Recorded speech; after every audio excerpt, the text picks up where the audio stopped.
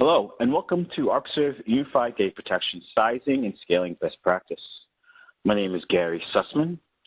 Course description. In a technology world that grows more and more every day, the ability to plan for future growth of success becomes even more important. Because of this reason, the components of Arcserve Unified Data Protection were designed to keep with the times.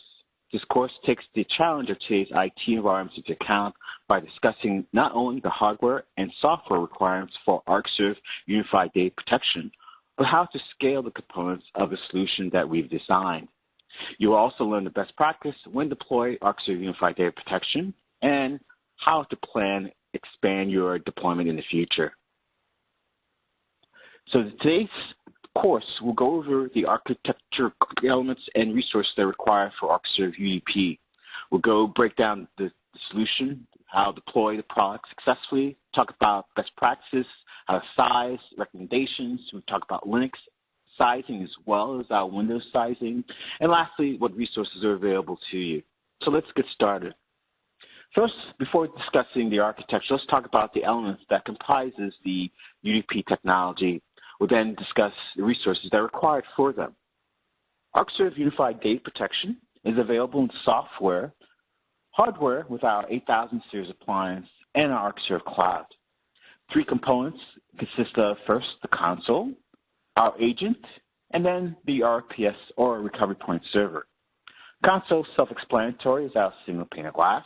This is our web-based 64-bit manager providing everything you need to manage the solution, from backups, deployment, restores, provides, again, a single pane of glass. From the console, you can deploy agents. No reboots are required when we deploy our agents. We can protect both physical, virtual, Windows, Linux, servers, as well as workstations. We also can do agentless protection on certain hosts like VMware and Hyper-V, where we don't have to put an agent inside each VM. The third and last component is the backup server itself. We call it the recovery point server, or RPS. This is the Windows server that has the disk that we have our backup destination or data store. This server functions as the backup destination target. It provides the backup replication, source side, global dedupe. We also can encrypt the data to safeguard, and we can then do various other things like virtual standby, tape archive, and also replication. The console, again, is our single pane of glass for managing the solution. Wherever you need to manage, whatever site, region, location, you can install the console for that interface. The console also provides role-based management, so you can add users and manage what roles they have. So you can have consoles wherever you need to manage, all providing, again, a web-based interface. We also can deploy a gateway for those environments that are isolated. If you don't have a point-to-point connection, VPN, deploying a gateway instead of a console makes it very easy to now manage remote sites from a single interface. So as you can see here, we have one console where our administrator can now manage that local site, but now with the gateway installed, there is remote sites. We can now manage them as well. So consider console or the gateway as a component that we can install depending on your environment, whether it's all VPN, MPLS, or isolated like here. We make it very easy to manage your environment, all with a web-based interface. Other things to consider for the console. It does need a Windows server, Windows 2008 R2 and above. 64-bit 4-core is recommended. At least 8 gigs of RAM for our tap service, and it requires a SQL Express database as well. Disk space, 5 to 10 gigs is all that is required. And keep in mind, 10 gigs is required for the SQL Express database. That's included in the product. So when you install a product, you can default to the SQL Express, or you can point to another SQL server in your environment. If you choose SQL Express, this is great. It's possible to protect up to 1,000 nodes very easy. Typically about a backup every hour. It can hold about 30 days of worthful information. So for small environments, SQL Express is fine. But as you add more backup schedules, more servers, just keep that in mind, the database will grow. So the more frequent, the more backups, the more large size database you may keep in mind. Again, the maximum is 10 gigs for SQL Express. For standard SQL, we can point to a local or a remote from the software. We can utilize now that full version of SQL, obviously, to manage larger environments. 2,500 is possible. It's about 12-month retention every hour is in this case. So a lot more retention and sizing you can achieve. And total DB is a lot greater than Express, as you can imagine. The RPS is next. Again, this is a Windows Server 2008 R2 and above. This is where we point our backups to. If you decide to use deduplication or not, this is where our destination is maintained for all our recovery points. We can utilize non-dedupe or deduped. The advantage of dedupe is that we understand each 4K unique block from each of your backups from each source, and then globally. Why do we have to back up the same unique blocks of data? So deduplication will give you tremendous savings from a backup perspective or a PO perspective, and also the disk as well. We're not backing up that disk as much, so it will save you much disk space as well. We can also utilize non-deduplication data stores like with SIF targets, but that device is now totally in charge and has to, again, maintain the performance. So keep that in mind. If you enable dedupe, we require 4 destinations: backup destination, data destination, hash, and index. Or 4 locations required for the best processes, and we'll talk about some best practice with that. So the RPS does a lot. It will offload the backups from your nodes. It does all the backups, the merges, so it's a rolling full. Also catalogs can be enabled or not, depending on your needs. Enable a catalog will lessen the backups longer, but file level and granular storage will be quicker. Or you could disable the catalog for faster backups, but then your RTO will be extended to do granular recovery. Then we'll have to create the catalog for that. So just keep that in mind. Also, the RPS, again, if we find a data set in our database, if the unique data that we're trying to attempt to back up already exists in our RPS data store, then there's no need to back it up. So this is where we do our source deduplication. So that first 4K block is now safeguarded from any other unique on that same source. But also we do global, so that similar 4K now across all your nodes, we can give you, again, great reduction in backup and disk space. So the global and source side deduplication is built in the product to help you to reduce the size of your backups and also to quicken your RPO. Lastly, we're able to do synchronization between RPSs. So my local RPS, we can synchronize to an RPS that's remote, whether it's in a DR side, a cloud, wherever it may be. The idea is to reduce, I should say, to avoid single point of failure. So replication is our third capability that the RPS can provide by, again, providing avoiding single pane of glass. We can replicate and provide this redundancy to your data just in case something happens to the primary. Now, not all data is the same. There's some type of data that can't be compressed, can't be deduped. So just keep that in mind. There's certain type of media files and Oracle dumps or certain other compressed files that can't achieve, the reduction like other type of data. So just keep that in mind.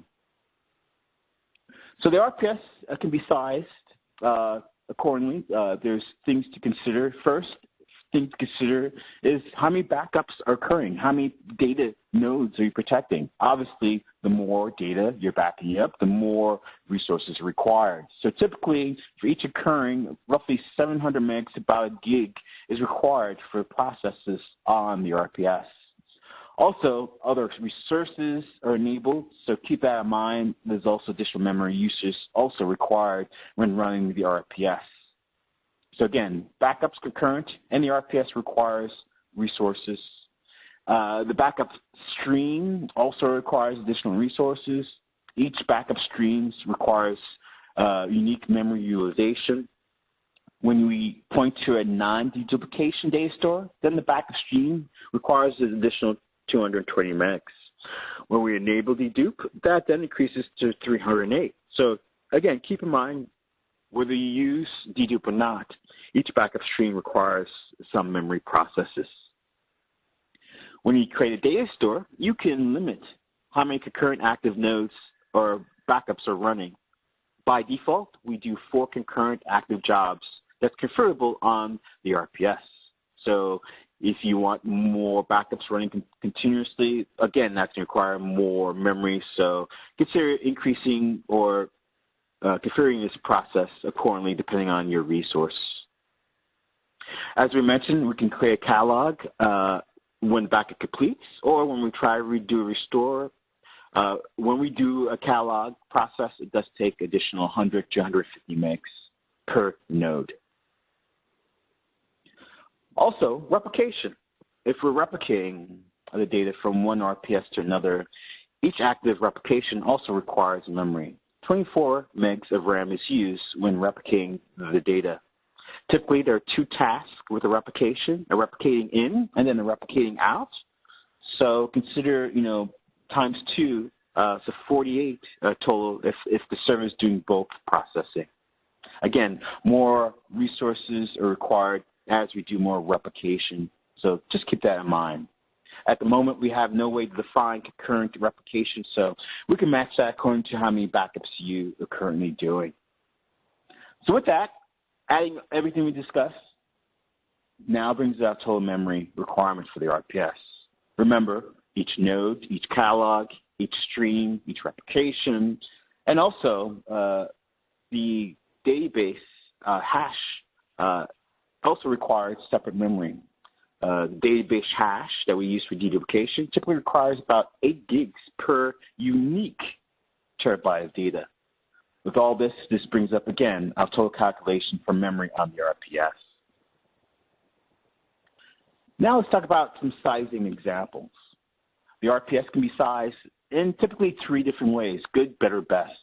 A good is typically for smaller environments. We can either use pure memory or SSD mode in this environment. Pure memory means that we can configure all 4 locations in one volume. Now, this is not optimal. This is a single point of failure. But for small environments, this may be satisfactory. But in all cases, this is not optimal. You should separate as much of the path as you can. But obviously, small environments have less resources, less cost. So typically, these environments are smaller. We can do this fine with all in one location. I recommend you do replication or copy recovery point or copy the tape, again, to avoid the single point of failure. In pure memory, as it says, the server memory is used for the hash destination. With our 4K blocks, you may need a heck of a lot of memory depending on, obviously, the server size, the retention, and the growth rate. To reduce memory on the RPS, we can use SSDs for the hash location instead. So rather than using the memory on the server for our hash calculation, we can point to a solid-state disk drive instead. In this configuration, just the hash destination is pointed to the SSD. The other 3 remaining paths is then sent to its own volume. For a better or medium-sized environment, obviously more resources are allowed or available. In pure memory mode without SSD, I would configure the dedupe data path on one volume, and then the other 3 remaining on a separate volume. This will, again, separate the resources, so it's pretty optimal in medium to large sizes to separate the runs accordingly. If we use SSD, again, to offload the memory for our hash, again, the hash destinations point to that volume.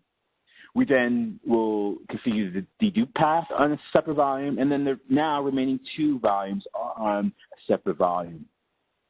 This is, again, recommended for a medium environment where you have more resources, and so you can use this strategy as best practice. Finally, in our larger environments, we should consider separating all paths on its own volumes. This will keep I/O disk to minimum, different spindles as possible. Obviously, larger environments has more data, more retention, so definitely in pure memory, you should separate them accordingly. I would definitely consider SSD to offload that memory on that server, but large environments typically SSD shouldn't be a big deal because typically you have enough memory. But again, configuring the hash destination SSD will make some sense in those servers that don't have enough memory. And you'll lastly configure the other paths separately as well, just like we discussed earlier. Again, the idea is to keep all of this I/O separate for the best efficient resource processes, etc. So we talked about SSD quite a bit. Again, this reduces the memory requirement because we're now pointing our hash, our dedupe hash on this location. Solid-Base is a very effective use of technology. We utilize SSD for just reads. UDP has a special design when using SSD to avoid frequent writes. Basically, we achieve this by buffering all write operations in memory first to sort the order. Then we merge that to disk. That way, we don't generate too many disk I/O, which is the benefit of this technology. So we achieve this by using a multi-disk table structured to basically limit each merge to constant factor. Basically, each I/O is basically a disk space, which is roughly 4K size. Additional information about sizing, the RPS and console usually requires 4 logical CPUs. You can get rid of get away with 1 gigahertz if the console's separate. 2.7 for the UDP RPS server. Agents that we deploy don't need a whole lot. 1 gig. As far as memory, 8 gigs is required for the console and the RPS. And we could protect other agents' minimum requirements, 2 gigs on those servers. Disk space, self-explanatory. Agents minimum needs 2. The solution minimum needs 5, but we recommend obviously double that if need be. Also, we can create a backup proxy server. Arcserve UDP does what's called a host-based backup. This is an agentless way we can protect your VMware Hyper-V machine without need to put an agent inside. And so to offload this process, we need a proxy server to do the backups to offload that agentless process. The backup proxy could be any server in an environment that has access to the VMs. The server can be the backup server if it has enough memory. 4 logical CPU, 8 gigs of RAM is recommended for the host-based proxy server. You may need multiple host-based proxy servers. It really depends on how many concurrent virtual backups you require. The whole idea of the proxy server is to be the middleman. Again, it will do the agentless backups of your VMs accordingly. This server has, again, be efficient with enough memory and also has direct access to where those VMs are provided. So it has access to where they lie. For VMware, APIs are utilized. We can support vCenter, EXS, XSI. We can support many different layouts, whether VMFS, SAN, or iSCSI lands. Basically, the proxy server utilizes this technology to access where the VMDK resides directly. Hyper-V, we use the same way, but we use VSS, volume shall copy, in order to create and keep, again, all these backups consistently, all done agentlessly. Change block tracking, source side global deduplication is also available. It's also important to understand what transport method that the process will handle. So proxy, being able to transport that data is important. So it's important that the proxy, again, has direct access to where the VMs lie. If it's a SAN environment, then that proxy should be, again, SAN attached to be able to access the SAN storage to then get at where the VMs are. So we support SAN-based transport with iSCSI and SAN environments to, again, bypass the network completely so they have faster backups. For those environments that don't have the flexibility and cost of SANs, we can utilize network-based backups as well. Network-based backups, again, has some better performances, usually thin disk restores, where SAN-based is typically used for thick disk. And then lastly, for those that need to virtualize the host-based proxy, if you don't have a physical server, we can virtualize the proxy server. We use a method called hot add in this case. But keep in mind, having the VM as a proxy server will require more disk to take the snapshot. And this strategy typically utilized in certain types of environments It's not supported, for example, when backing up IDE disks. So when protecting host-based, definitely consider the proxy server that has access to the environment, so we can, again, back up your environment flexibility and quickly.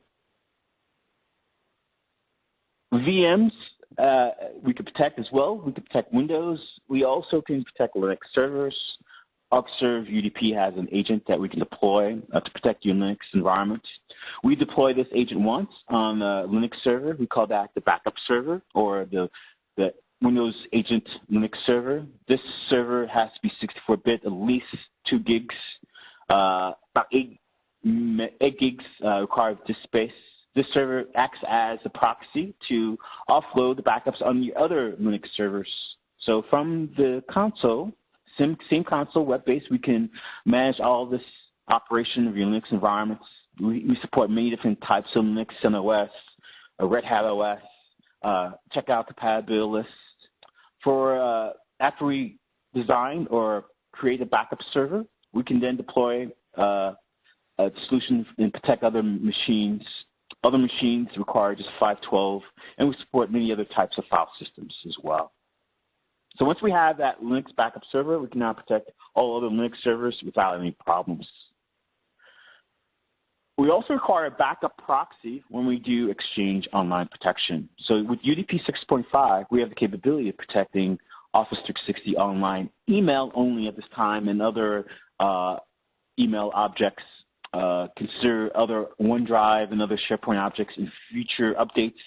But GA will be able to support Exchange Online nodes to protect the backup via UDP. The backup proxy, again, will offload the backups. This server, just like with the others, has to have Windows 2008 R2 without agent on it. The server acts as the middleman to now do the backups of Office 360. Keep in mind, you do need to have credentials to access the target in the cloud. And GA, we can only point to a non-dedupe data store. So keep that in mind.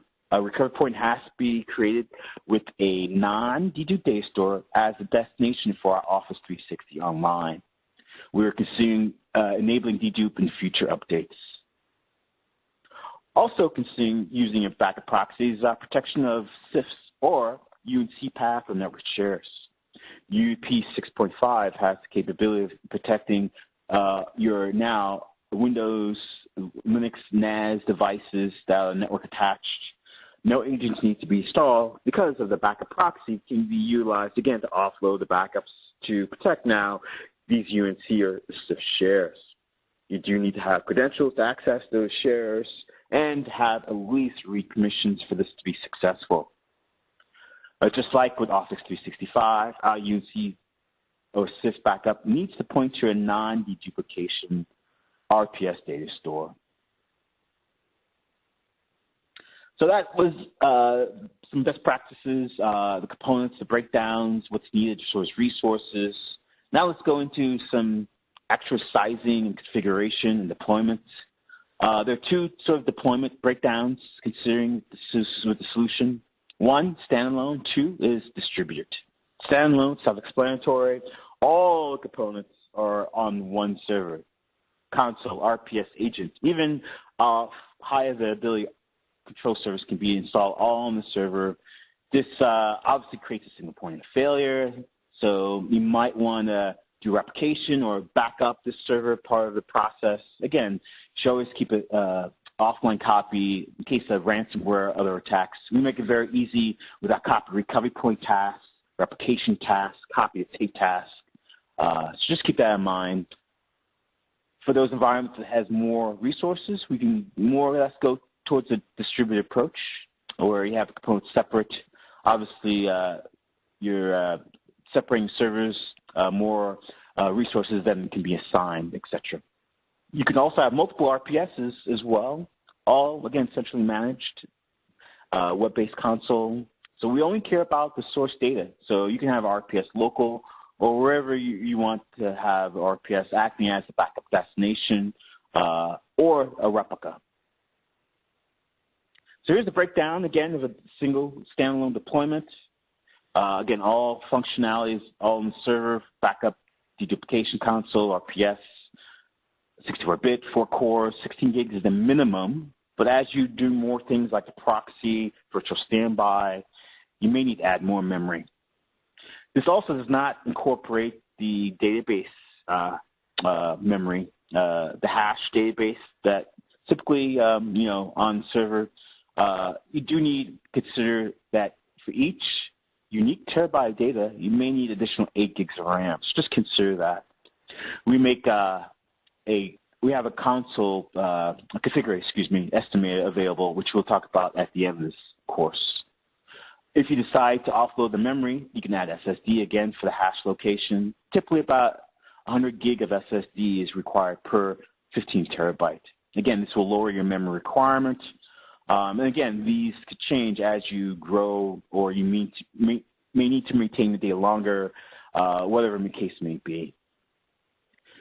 For this, we require Windows 2008 R2 or above on this server, and then we can deploy agents. And by the way, no reboots are required with any of this implementation. We can deploy our agents on a 2003 machine, a Vista or later. All that's required is 4 gigs, 2 cores, 32 or 64-bit on those machines. Distributed approach, obviously console separate, so server for that can hold 2,500 per console, 2008 R2 or above, 8 gigs, 4 cores, 64 bits. RPS, same as before, we recommend at least 16 cores. You can add SSD, 2008 or 2 or greater. And as well, we can consider other backup proxies. It could be the same server, or you can have other servers, physical, acting as backup proxies separately as well. So to offload the backup host space, to do virtual standby, again, to do our Office 365 or CIFS, all we require is 8 gig of RAM, 2 cores, 2003 server or later. So remember, again, the RPS in small environments, you don't need deduplication.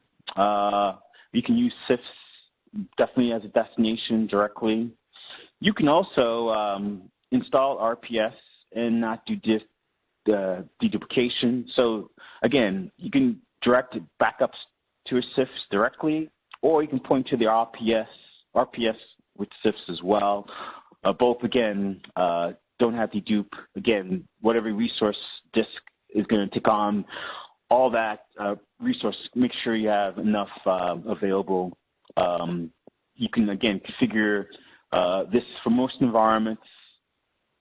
You can enable deduplication, which we recommend in most cases.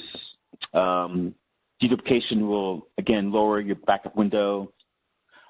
Disk space will bring down to minimum. Whether you decide to do pure memory without SSD or SSD, it's totally up to you. But again, consider avoiding single point failure at all costs. For larger environments, I would recommend obviously deduplication. Using SSD for the hash location most definitely makes a world of difference. For the backup destination, I would use whatever storage is necessary, including CIFS. But for larger environments, especially with deduplication, data index, you should not be using CIFS. CIFS, again, file level. With dedupe being block-based, you can see how we recommend either direct attach, iSCSI, or fiber channels for those destinations. So again, dedupe data, do not use CIFS. Use something more block-level, streamlined. So this is what we consider for small to medium-sized environments or MSPs, partners. Definitely using SSD makes a world of distance to save the physical memory requirements on that server. For larger environments, obviously there's more resources available. So most definitely looking at direct attach, SAN. I would forego using CIFS in these environments. Just doesn't make sense for our larger customers. We may have multiple replicas, RPS, all centralized with a console. So larger environments, definitely you consider separating each LUN, each server, So typically, no more than 2,500 nodes per console. Keep in mind also about 8 gigs RAM is required per unique terabyte of data, and other factors may be required in planning, like memory resources, CPU memory disk. Avoiding signal point failure, again, we should always look to do offline backup, replication, or tape can also be utilized today. And also understanding your RPO, your recovery time objective. Considering each of your nodes, how important they are. Maybe, certain nodes you want to have more frequent backups. These are some things to keep in mind. Again, more backups, more resources. And things may change. The product gives you a lot of flexibility. With Jumpstart, you can see data to a larger data store or offline to a remote location. So as environment change, the initial deployment may not be there forever. You may have to expand it. So for these reasons, this is why we're going through this best practice and giving you some suggestions. As we can back up Windows with our Windows agent, we talked about Linux as well. So Linux can be backed up with UDP. It points to the same RPS server. Matter of fact, we can do global and source side dedupe with Linux servers with that agent. The backup Linux server typically can manage about 200 nodes by default, but you can have multiple backup servers to go beyond this limitation. You can have multiple Linux backup servers. We call this member servers. And then the single backup server, we call that the central server. Via this central server is where we then back up all the member servers. So you can have a distributed approach, but typically, DK backup servers required roughly 200 nodes minimum. Other things to consider, obviously 64-bit architecture for that backup server. The Linux agent needs to be installed. 8 gigs, 10 gigs free of disk space is required. But once you enable the backup proxy, the backup server, you can then add any additional Linux servers in the product, and now that proxy will do all the workload for you. So consider the environment. Best practice, I wouldn't go over 1,000 nodes. Also consider the database. The max database size supported by the SQLite is pretty big, but typically we recommend not going beyond 4 gigs.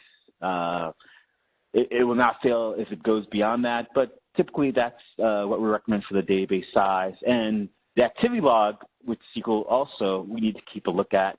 Database size may grow, so the more backups you're doing, the more volumes you're doing, may grow the activity log.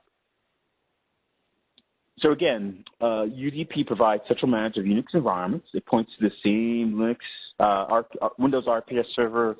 You can have a distributed approach.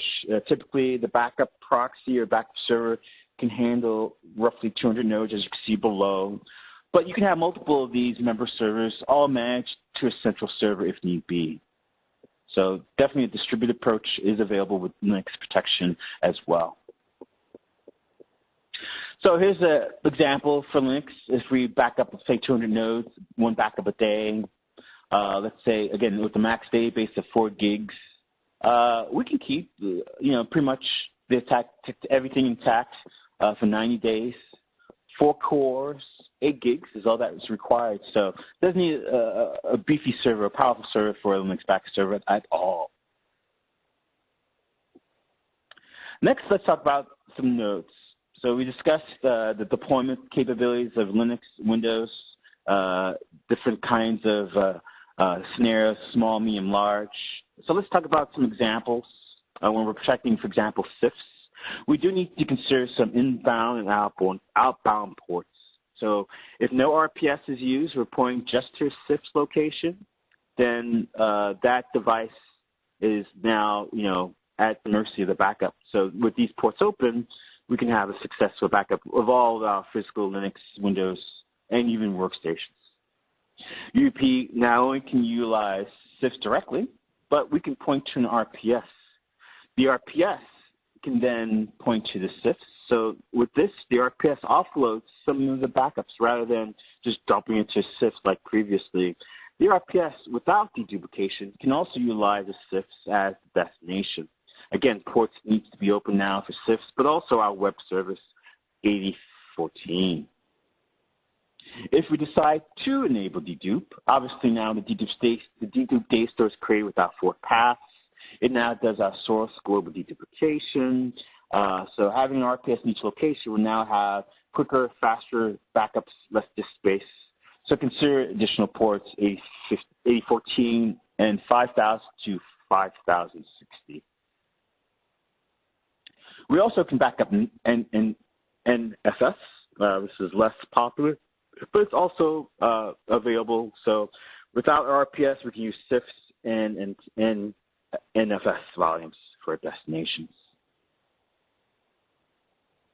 As far as the backup server is concerned, you must also keep in mind that the RPS server, console server, must also have ports available as well.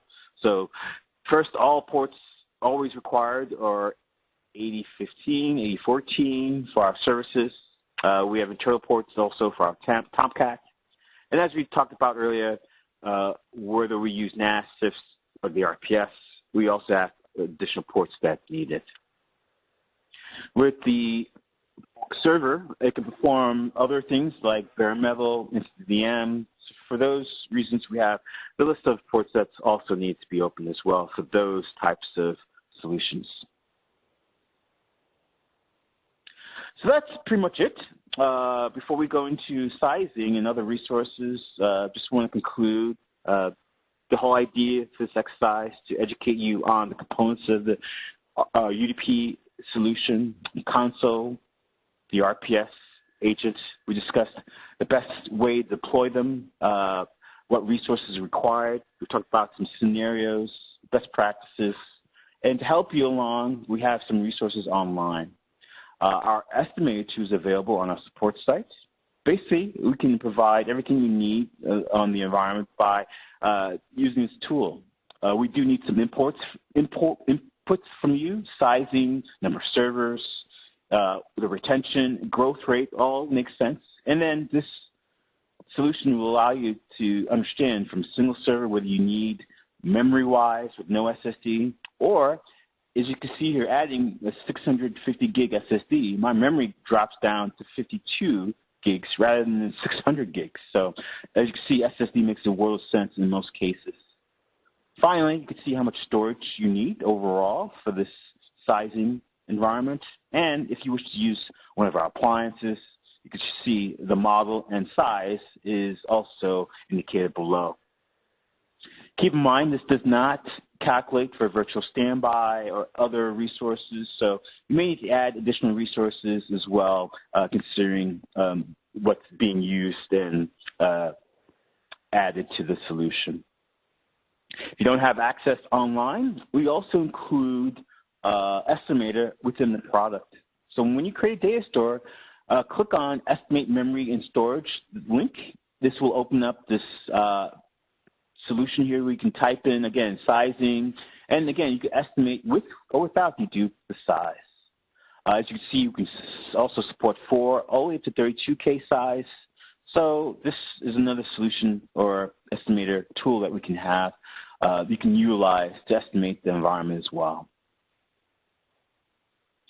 So with that, I'd like to thank everyone for joining me. For those that are taking the accreditation course, stay tuned. We have 10 quiz questions to answer, for you to answer. For those that are not taking the quiz, thank you for your time today. I hope this was informal, but giving you everything you need to size appropriately the UDP solution.